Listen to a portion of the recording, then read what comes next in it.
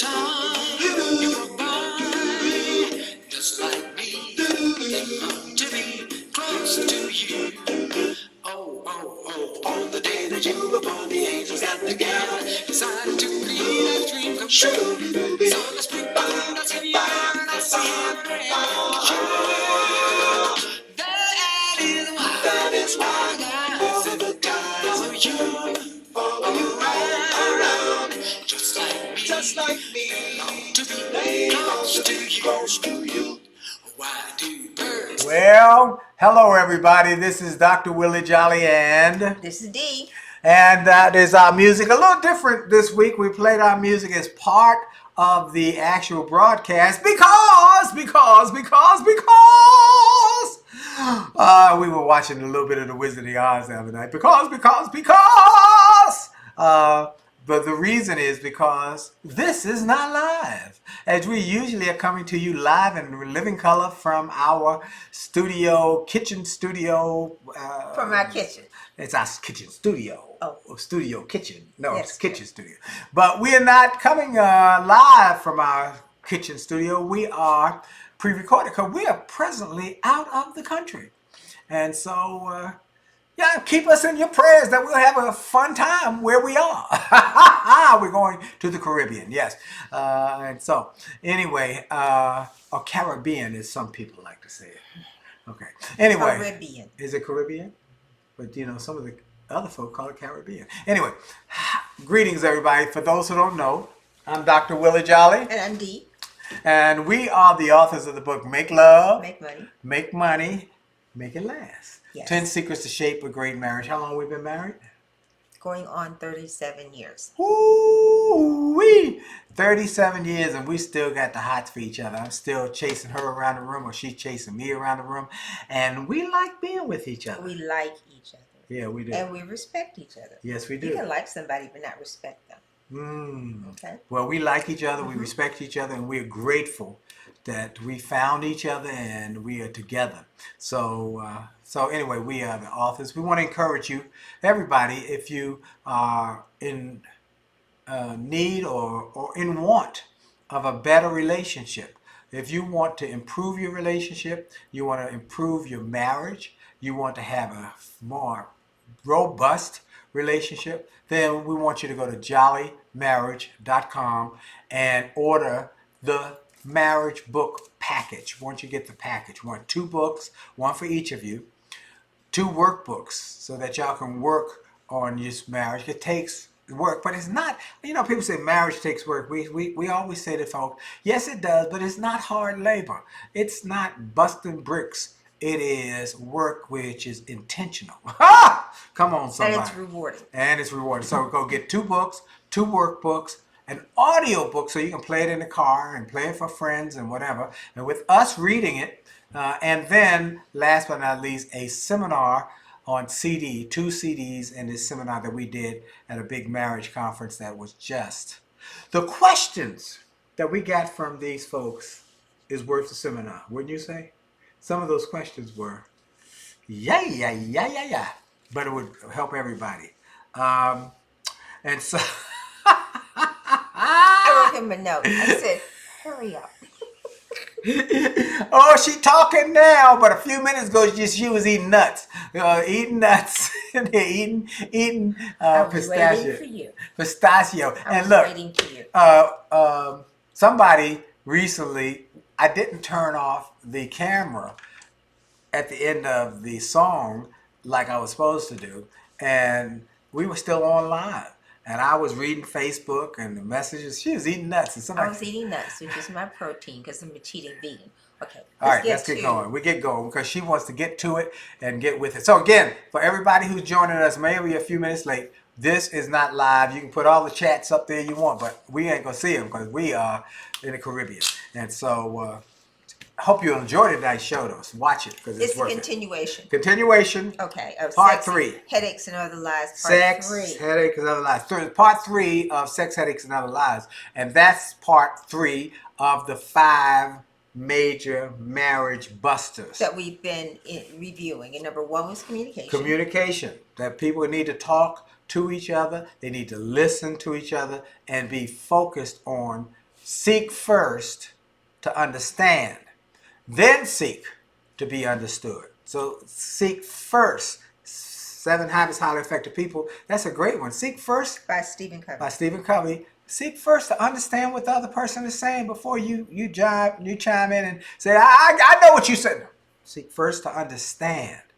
Then seek to be understood. It's a powerful tenet. Powerful. That Okay. you can learn. Number 2 is finances. Which you really went in on because you love that. Being on the same page with your finances and telling the truth to each other, not being afraid to talk about the debt and then how you need to get rid of it. About the debt? About your debt, if you have debt, and then what your financial goals are. That's a whole nother story. But that's not just all you talked about with finances. You talked about the fact that there's so many. We talked about the there's so much about finances. But they break up over many people break that up. We have different money personalities. That's what you're saying. Different personalities. The saver, the spender, the investor, the indifferent, and the gambler. So we covered that. So you know what? You and go we back talked. the previous. You all go back, but you also talked about the 1 part, 2 part, 3 part that we have in chapter number. As to how you're going to manage your finances, if you don't already have a system. If the system is working well for you, fine. If you don't have a system as to how to approach the management of your money or how you guys need to get together to talk about it, the 1, 2, or 3 part works. Let me read this quote about that from the book. And y'all go to chapter number 10 and dig in there and study it because it really will help your marriage. Financial planner Cheryl Garrett said, many couples are so busy being romantic that they forget to talk about anything practical like personal finances. Money management is not a romantic subject, but marriage should be seen as entering into a financial as well as a romantic partnership, a merger. Woo, y'all are merging, not just bodily fluids. And a merger takes time. All right, it takes time. You have like a major checklist and systems. All right. Okay. And then we got stuck on number 3, which is sex, headaches, and other lies. Yeah, we read that. We got there in that sex part because we found that many people are like us, people of faith. I'm a minister at the First Baptist Church of Glenarden in Glenarden, Maryland, and I'm on the ministry staff. And so I am a man of faith. I love the Lord. So people don't talk about sex. Not in churches. They won't talk about it. They kind of gloss over the problems of sex, the issues, a brother's not getting enough. Ooh, what? Somebody not giving it up, or somebody not satisfying the other, a man not satisfying the wife. These are real issues that we've been dealing with. We've been getting, or somebody that lost a loving feeling. What do? They don't lost. So you go back to the series, part 1 and part 2. Yeah, covers that. Okay, and today is we have. Insecurity is one and infidelity is one that's coming up. Like today we're part 3 of sex, headaches, and other lies. And we're going to focus on... say that again. Infidelity and insecurity are coming up later. Another section. Another... episode. Yes. Another how you like episode? You like that word? Yes, dear. I thought you liked Okay, so we're back She's to number such a 3. studious person. Studious. Go ahead. Sex, headaches, and other lies, part 3. Yes. And the focus on this is intimacy. Intimacy. And then intimacy, when you say sex, headaches, and other lies. Chapter number 8, by the way. That's the title of chapter number 8. We get stuck on the word sex. The sex is not just the physical act, okay? Intimacy becomes very important. And then as I started doing some research, normally when I think about intimacy, I think about sex. But then I discovered that there's so many other kinds of intimacy other than the physical and the touching and the passionate part, which is the sex. Why don't you read? And then I started comparing. Once I got the list and did more research, I came up with like a checklist of how well we're doing. What is it, dear? I don't need to read that. I'll read it. Intimacy versus sex. Sex and intimacy are often thought to be the same thing, but they are not. Sex is a physical act. Intimacy is emotional. Most often, intimacy occurs outside of the bedroom. For Dee, that means being physical and emotional close to her. That means being physically and emotionally close to her. Close to you. Anyway, things such as holding hands, sitting close, touching, talking, calling to tell her I miss her, and just spending time in her presence are all important to her sense of intimacy. Even as busy professionals, you can take a moment to leave a loving voicemail or send a simple loving text message or emoji to your spouse. This does not mean always having sexual intercourse. You can have intimacy when you have sex, but you don't have to have sex to have intimacy. That's what you're saying in that process. We've already Sex and intimacy are two different things. Yeah. So intimacy is a close familiarity, a closeness to another, a close friendship. Yes. Right. That's what intimacy is. Right. It's emotional. And then there are counselors. There are Psychology Today magazine that's done research on that. And so I have some of that. So according to, for example, a Dr. Jennifer Kogan, who's a professor of medicine at the University of Pennsylvania Hospital, says intimacy is a process whereby we feel truly seen and truly known and connected to our partner. Wow. So you see me warts and all, and you still like me. I take something different from that. I take that something different. Intimacy is a process where we feel truly seen, known by, and connected to our partner. Now, not just that you see them as warts and all, but more importantly, that you see me and value me, and it's not just about getting some that night.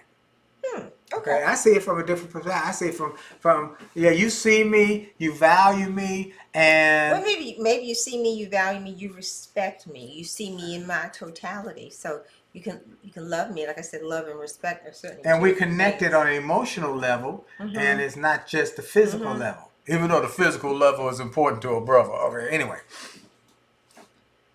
So sex is just one type of intimacy. And that intimacy, that friendship, that closeness, I'm ignoring that, is built over time. Yes, it is. So it's hard to be intimate if you just met a person, and it really is a one night stand. Yes. So you have to work at learning. That's true. Oh, that's good, Dee. That's good. One night stand is not about being intimate. No. It's about that's just sex. Bam, bam, thank you, ma'am. Come on, somebody. But you can have intimacy, which is non-romantic relationships. I thought that was really interesting. For example, I had never thought about this. This researcher, the Dr. Kogan from the University of Pennsylvania Hospital, said that intimacy starts with babies. Never thought about that. Intimacy starts with babies. What do you do when you have a baby? You cuddle them, you give them affection, and that's part of that bonding process, right? I never thought about it that way.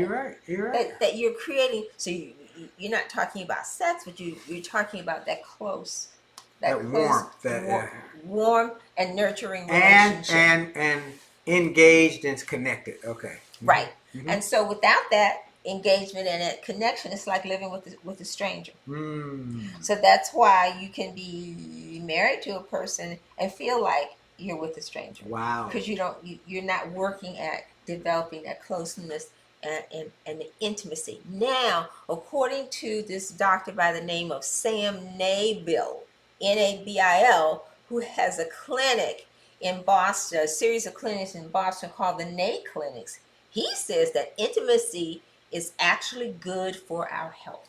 I think I touched on it a little bit. Yeah, you talked about that a little bit last week. It's good for our health. For our overall health. For our overall health. It helps to strengthen your immune system. So research shows it helps to strengthen your immune system, helps to lower your blood pressure, and it decreases stress. Well, stress and blood pressure stuff, that's all kind of, that's but definitely you know what? Sex does the same thing, lower your blood pressure and decrease decrease whatever. But I think the emphasis here is being with somebody, not just a one night stand. There's something powerful when you're with somebody you really time and attention, and there's peace and there's harmony. And then camaraderie. You're not upset. You're not stressed out.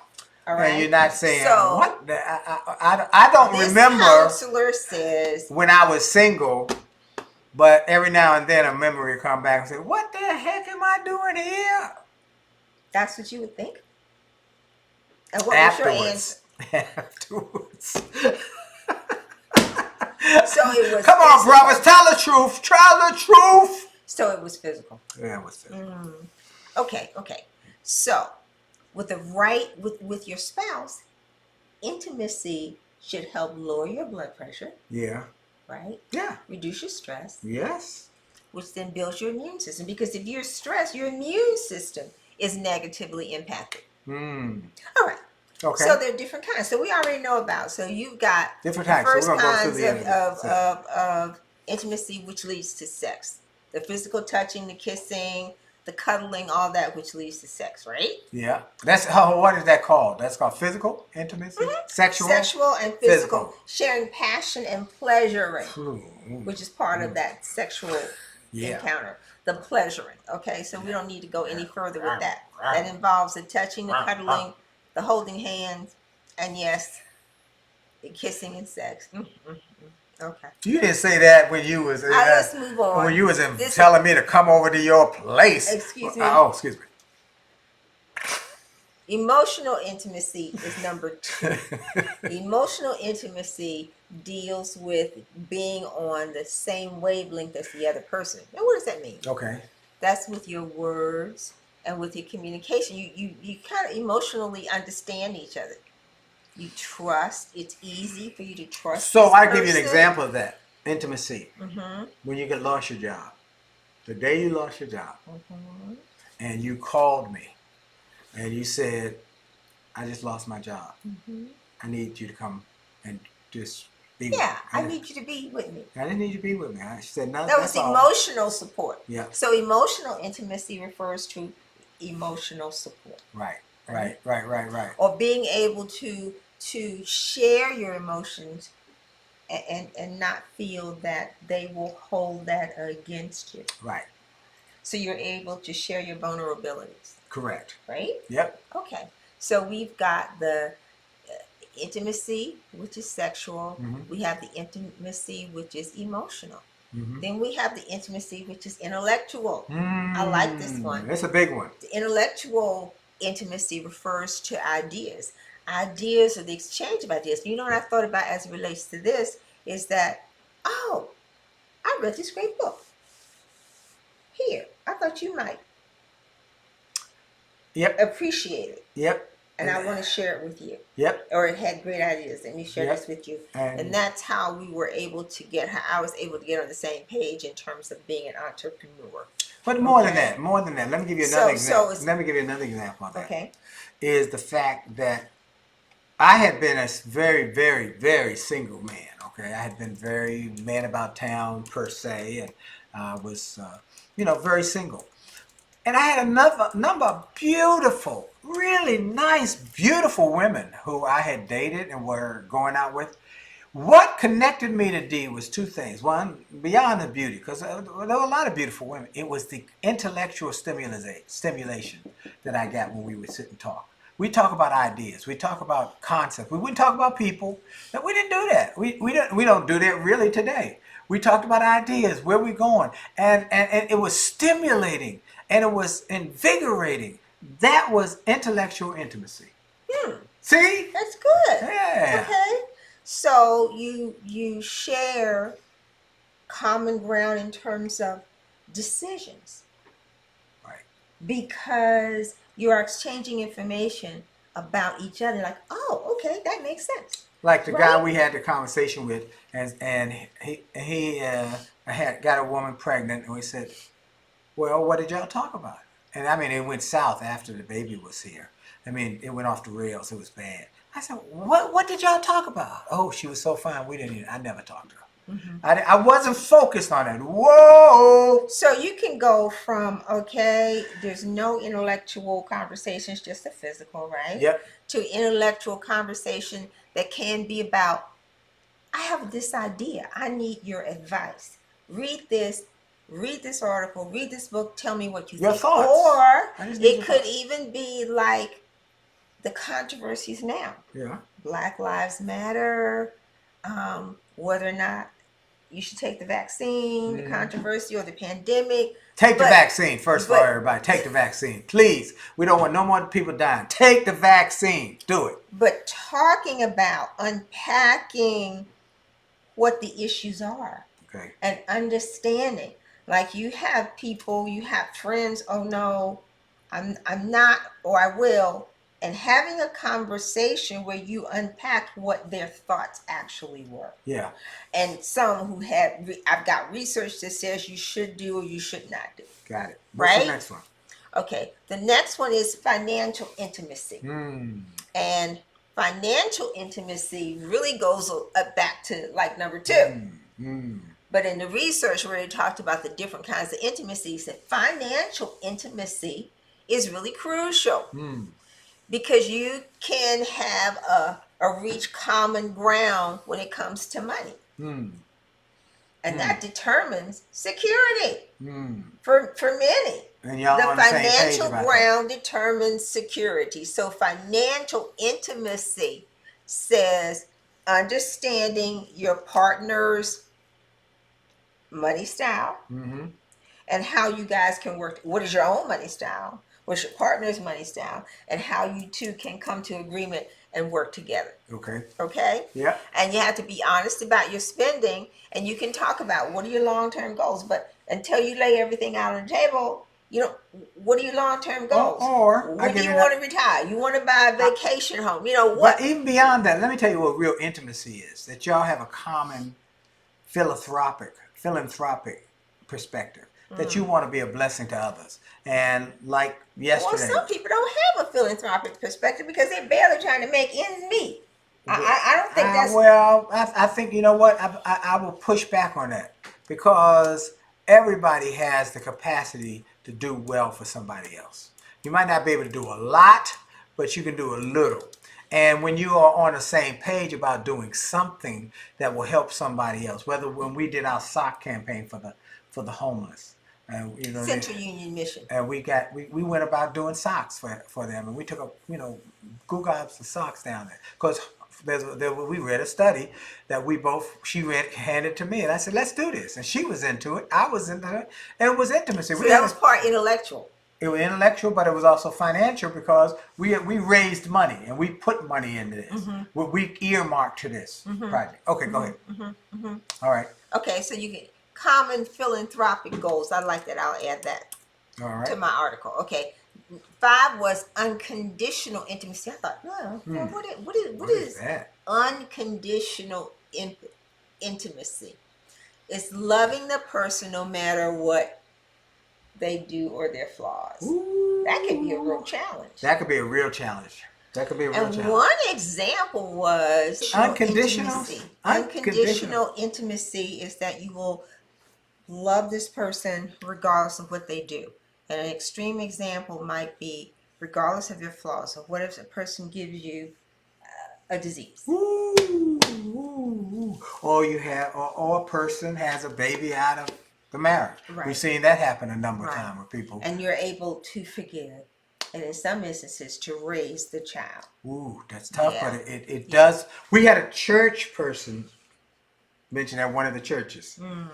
The husband had an extramarital affair. And had a baby as a result.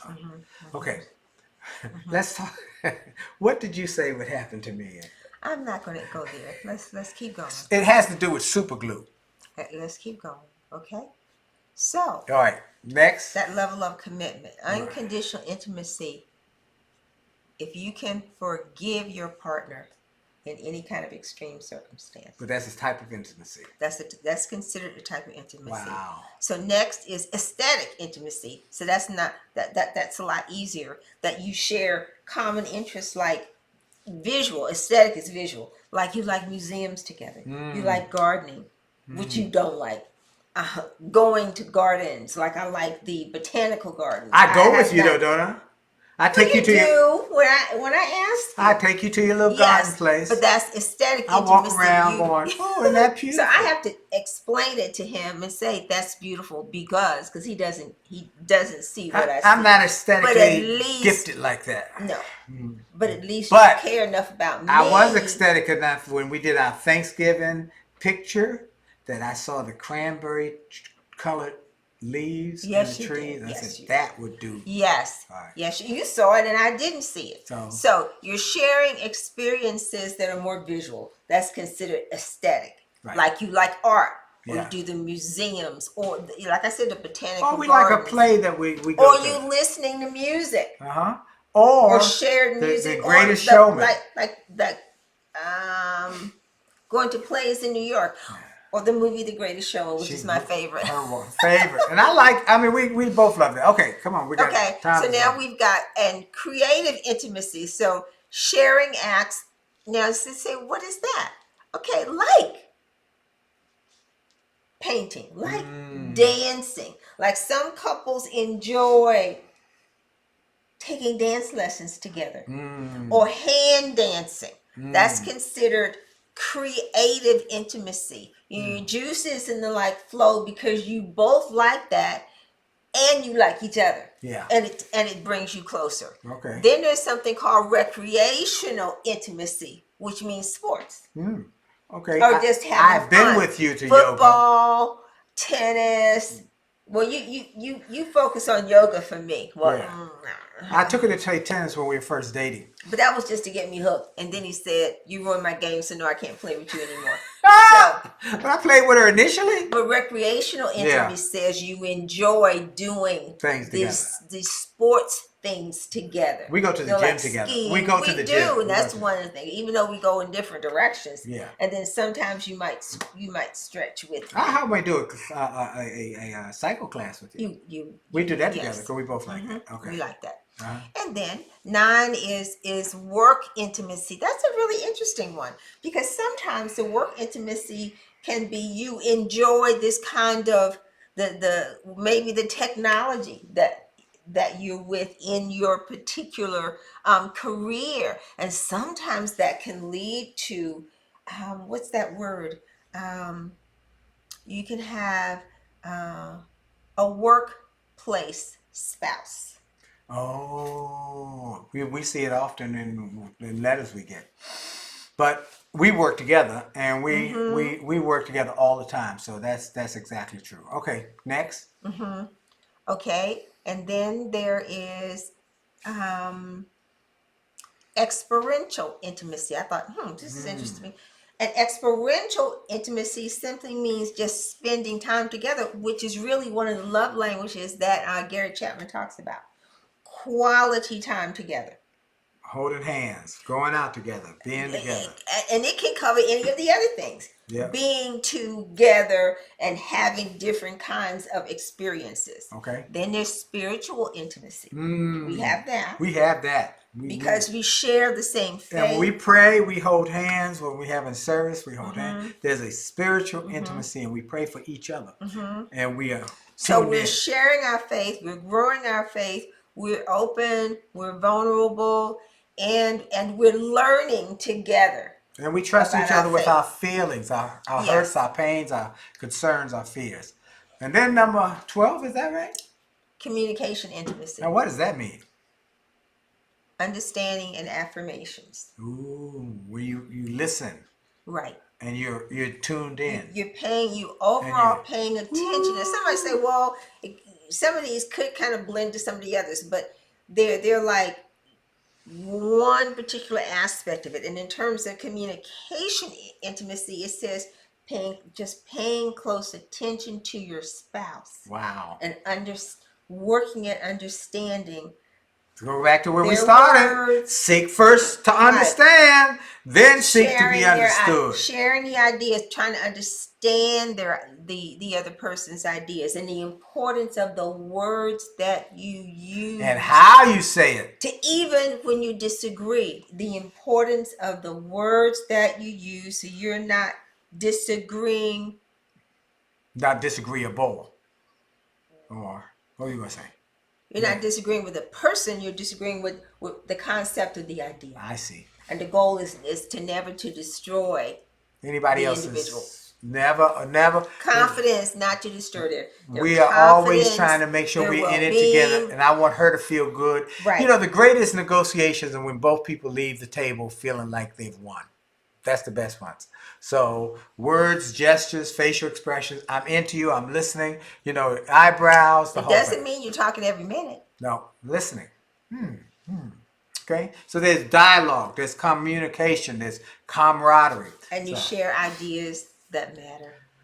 whoo, this was good. Lots of types of intimacy. And you're not afraid to say what is on your mind and on your heart. Right. And do so without being fear of somebody. Got to go. Being fear of retribution. And fear of having to go around on eggshells or egg crates. Because they're going to hold it against you. I don't want to talk about, we talk about everything.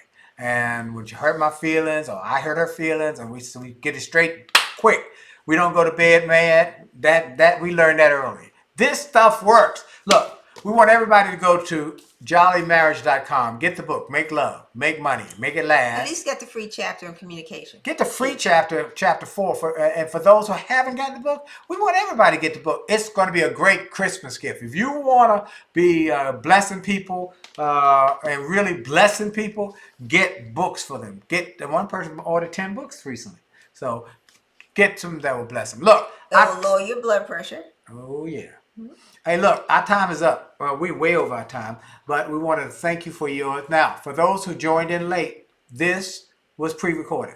We are away in the Caribbean, whatever way you want to say it, we are away, but we wanted to make sure we had a show, because we have not missed a show in a couple of years, and we want to make sure we continue that record to keep going. Thank you for your time. And thank you for being with us. Share this with everybody you know and anybody who might need it. And encourage them to go to ajollymarriage.com and sign up to our social media, ajollymarriage on Facebook, ajollymarriage on Instagram, and follow me on Willie Jolley LinkedIn, where you get LinkedIn Live. Thank you for your time. Send them to our Facebook page as well. And have a great day, a great week, a great month on purpose. And remember, your best is yet to come. This is Dr. Willie Jolley. And this is D. Taylor-Jolley. Jolley out. Jolley out. Oh, my music. Let's go out with the music as we do every week. Here we go. Out with the music.